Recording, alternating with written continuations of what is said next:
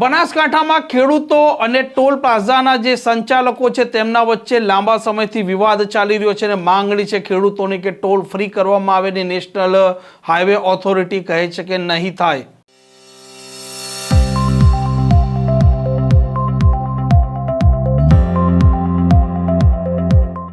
નમસ્કાર, આપ જોઈ રહ્યા છો હોટલાઇન ન્યૂઝ। બનાસકાંઠાના પાલનપુર આબુ રોડ પરનો આ ખેમાળા ટોલ પ્લાઝા છે તેમાં આસપાસ રહેલા જે 20 ગામોના ખેડૂત આગેવાનો છે તે લાંબા સમયથી માંગણી કરી રહ્યા છે કે તેમના માટે આ ખેડૂતો માટે જ આ ટોલ ફ્રી કરવામાં આવે ને 20 કિલોમીટર સુધીનો ટોલ માફી આપવામાં આવે, પરંતુ આ નેશનલ હાઈવે ઓથોરિટીવાળા આ ટોલ ફ્રી કરવાની ના પાડે છે, જ્યારે ખેડૂત આગેવાનો એક જ મૂળમાં છે કે તેમને ટોલની માફી આપવામાં આવે। 18મી ઓગસ્ટના રોજ તેમણે તેમની માંગણી નહીં સંતોષાય તો રસ્તા રોકો આંદોલનની પણ જાહેરાત કરી છે। હું ચિત્રાસીના ડેપ્યુટી સરપંચ સોરમખાન ફતેખાન સિંધી ટોલ નાકાની બાબતનું આજે આપની સમક્ષ સ્પીચ આપી રહ્યો છું। ત્યારે અમને અન્યાય થઈ રહ્યો છે, એ ન્યાય માટે અમે બધા જ આજુબાજુના ગામડાના લોકો ભેગા એકઠા થઈને આપના માધ્યમથી કલેક્ટરશ્રી અને એસપી સાહેબને સરકારશ્રીને માધ્યમ સુધી પહોંચે અમારો મેસેજ એ માટે આપને કહું છું કે છેલ્લા 18 વર્ષથી આ ટોલ નાકો ચાલુ છે। નોટ એ સિંગલ અમારા 10-12 ગામના લોકોના માટે એક પણ આવક જાવકમાં એક પણ પાસ નથી દીધો। હવે જવકવી કરીને આવનાર સાહેબશ્રીએ જે ઠોકી દીધો છે।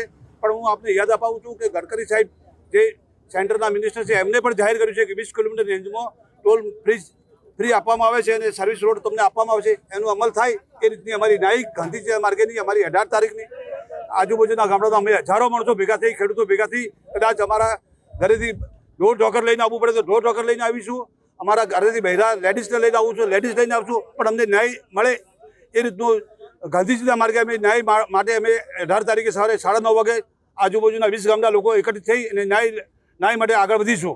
પાલનપુર શહેરના તમામ નાગરિકો જેને દર્શન કરવા માટે બાલારામ મહાદેવ જવું હોય, શ્રાવણ મહિનામાં વિશ્વેશ્વર મહાદેવ જવું હોય અને એને જજિયાવીરા જેવો જે મુસ્લિમ શાસકમાં અકબરે માફ કર્યો હતો એવો વેરો આજની સરકાર લગાડે છે।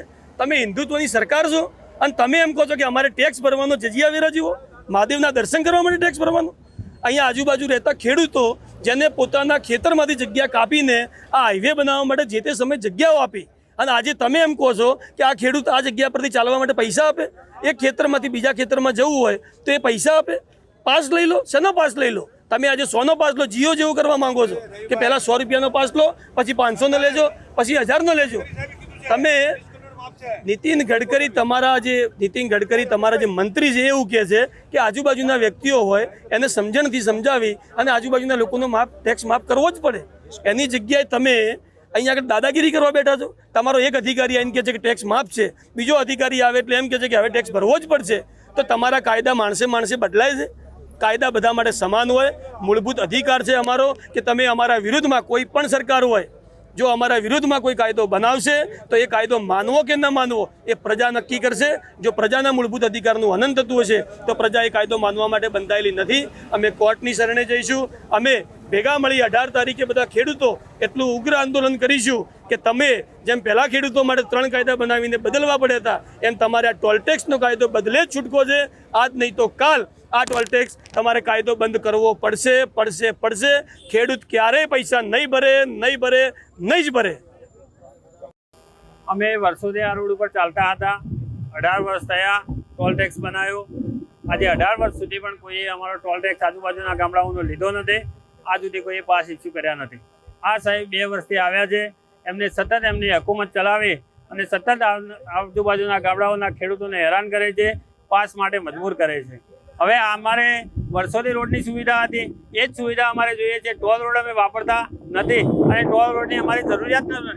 જે જરૂરિયાતવાળા લોકો છે એ ટોલ ટેક્સ ભરે એ સ્વાભાવિક છે અને ભરવો જ જોઈએ, પરંતુ મારા અહીંથી 2 કિલોમીટરના લોકો, 3 કિલોમીટરના લોકો, 5 કિલોમીટરના લોકો ટોલ ટેક્સ ભરવા માટે કે પાસ લેવા માટે મજબૂર છે। આ ટોલ નાકો એ અમને હવે શ્રાપ રૂપ લાગવા લાગ્યું છે અને વારંવાર અમને હેરાન કરવામાં આવે છે। 18 તારીખે અમે મોટું આંદોલન છેડી રહ્યા છીએ।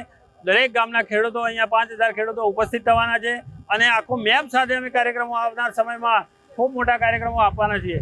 જ્યાર સુધી ખેડૂતોને ન્યાય નહીં મળે ત્યાર સુધી આપણે જમશું નહીં। આ સાહેબ પોતાની મનમાની ચલાવે છે।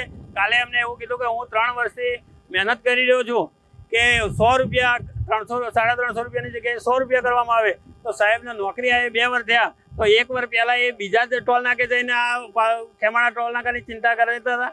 એટલે આવો ખોટું બોલાવી વાહિયાત વાતો કરી અને ખેડૂતોને નુકસાન કરે છે, એમની મનમાની ચલાવે છે, એમના કોઈ પ્રમોશનો લેવા કે ફાયદાઓ લેવા માટે કરી અને ખેડૂતોને હેરાન કરે છે એવું અમને આજની તારીખે લાગી રહ્યું છે.